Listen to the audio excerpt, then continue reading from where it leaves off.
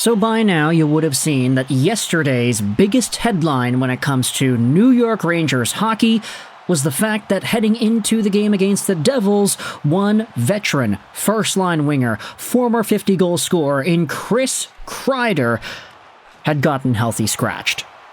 And it was a really big deal that Kreider got healthy scratched. We didn't make a video about this yesterday because I was like, okay, there are actually a few other topics that I wanted to dive into first, but it's been 24 hours, and I think when it comes to the results that we had seen as well as the aftermath, this Kreider thing could be a very big signal of the beginning of the end. And maybe that's dramatic to go out there and say, but I still wanted to go out there and make this video. Chris Kreider, 33 years old, 6'3", 229, signed on till 2027, making $6.5 million a year. The contract was given to him back in 2020-2021. It will go on for that amount of time, so a 7-year deal. And I think it would be fair to say that based off of the body of work that Kreider had heading into that contract, he quickly made it worth it by the time he was in year 2 of the deal. He had 77 points and 52 goals in 81 games played for the Blue Shirts that season. Also had 16 points in 20 games played in the playoffs as the Rangers once again made the third round, and last season he almost eclipsed that career high in points. He didn't have as many goals this season, but he had 75 points in 82 games and 39 goals too.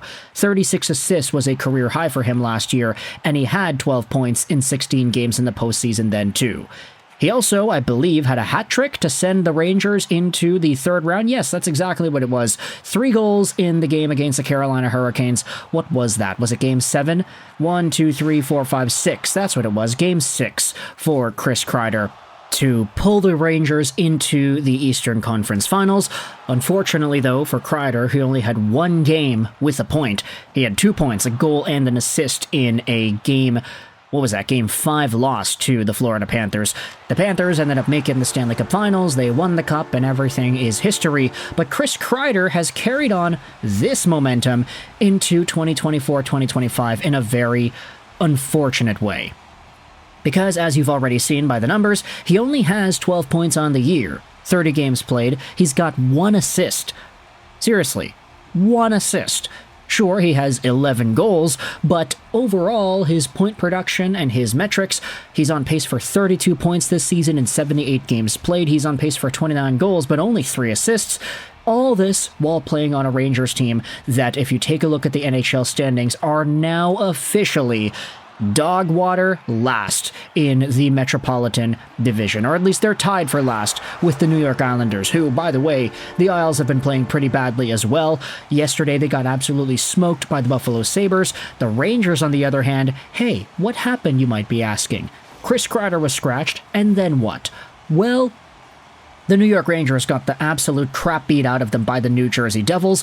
The Rangers only had 12 shots on goal. The Devils scored 5, and I mean, in the Prudential Center in New Jersey, there were so many taunts, so many comments, and so many vicious chants given out there by the Devils faithful. It was kind of embarrassing, honestly. I mean, we've had a Kreider sucks chant, a Rempe chant, an Igor chant, and a Kako chant. None of them are playing today. The Rangers are living rent-free in the New Jersey Devils home arena. And honestly, this tweet, it's kind of like pretending to be a flex. It's just not really a flex, in my opinion. It's just more so indicative as to what's been going on with the New York Rangers. Matt Rempe gets suspended, Chris Kreider gets taken out of the lineup, Capo Kako gets traded, Igor Shesterkin gets lit the F up. Things are not going well for the Rangers, and for a team that started out the season so hot, they were dominating teams left, right, and center at the beginning of the year, only to totally fall to second last, tied for dead last in the Metro. You gotta ask yourself, what's happening here at this point in the year? And was scratching Chris Kreider even the right move? If not, this could be seen as the beginning of the end here. Let's go out there and read some our Rangers and our hockey commentary about the Chris Kreider scratching from yesterday. Top comment here says that Chris Kreider has 6 even strength points all season. 6. And that's points, not even goals, points. The fall of the reigning President's Trophy winners has been absolutely spectacular this season. Going over onto some of the other comments over here, Chris Kreider and Mika Zibanejad have been power play merchants, and it's finally biting them in the ass. Zibanejad, yes, but this is the first year Kreider hasn't been at least good at 5v5. And it's kind of funny because the next reply goes out there and says, oh yeah, look at this, Kreider scored only 19 out of 39 goals at even strength last season, and in 2021-2022, only 23 of his 52 goals came at even strength. They're kind of using this talking point to say that Kreider was never really all too great at 5v5, but like, hey, you make it sound like those are terrible numbers. Not terrible, but Kreider's best even-strength goal season, he was tied for 31st in the league. Yeah, 31st, absolutely terrible and not at all way higher than you think. The thing is, Kreider has been good at 5v5 in the past. These numbers, while the commenter is projecting them as a bad thing, are actually pretty alright. And when you add on all the power play production, that's where you get the dollar amount, that's where you get the cost, that's where you get the value here. The fact is, the guy has just been not scoring much, period. And if you scroll down to some of the other comments, deserved. Now do Mika Zibanejad next. Makes sense, Pyotr Kochetkov had more assists last game than Kreider has had all season. That is an absurd stat. Yeah, shout out to Pyotr Kochetkov with his 2-assist night the other day. And to build off of that talking point, let's go out there and read some New York Rangers commentary. This is what they talked about in their sub. Obviously, this is technically not really true anymore, considering the Islanders lost their game as well.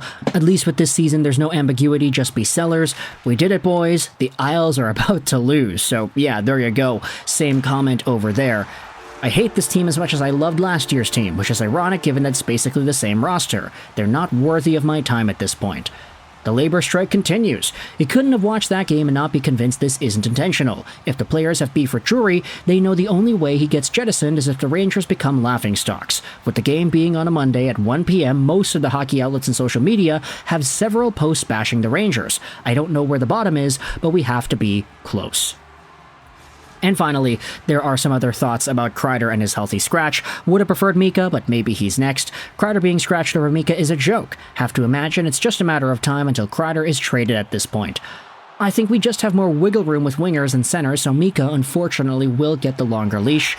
And it would be a terrible end to such a great career for us. He has been Mr. Ranger ever since Hank left. It would be a BS end courtesy of Chris Drury. He has been atrocious as GM and needs to be let go.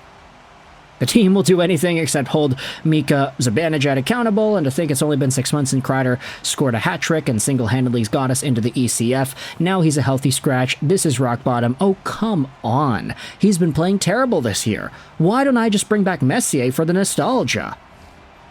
And then there is another thought that I think was interesting to bring up. We'll end this video off with this one. Kreider should probably be on the LTIR. His back must be effed up. He isn't hitting and he looks so afraid to get hit. That isn't his game. Agreed about his back. Been thinking about this ever since he spoke about the issue. He's looked like that for a while now. He's just not getting the power play goals, so it's amplified. He still has the second or third most on the team, which isn't saying much, I know. And so at the end of the day, the Rangers have not been all too great. They have so many bad storylines at the moment. Chris Kreider being scratched is the big fish, and I want you to let me know your thoughts in the comment section below. Is the Kreider scratching as big of a deal as I'm making it out to be? Is this the beginning of the end? Are we seeing the end of the New York Rangers modern era as it's presented to us on the horizon? Is this the first domino? Or was the first domino trading away Capo Caco? You can let me know your thoughts in the comment section below. I hope you enjoyed this video. And bye.